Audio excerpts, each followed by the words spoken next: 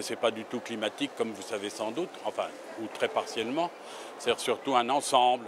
Ça pourrait s'appeler ailleurs un terroir. Si on incluait dans cette idée de terroir toute la complexité extraordinaire qu'il y a dans la géologie bourguignonne, mais aussi peut-être qu'on devrait y inclure, justement s'agissant de cette candidature, la nouvelle nature des sols.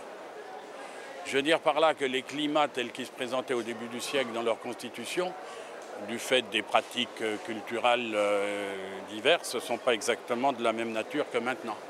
Mais enfin bon, ce système de fracture, et puis aussi ce que je voudrais bien qu'on y exalte peut-être, j'en ai pas encore assez entendu parler, c'est que c'est des vins d'hommes.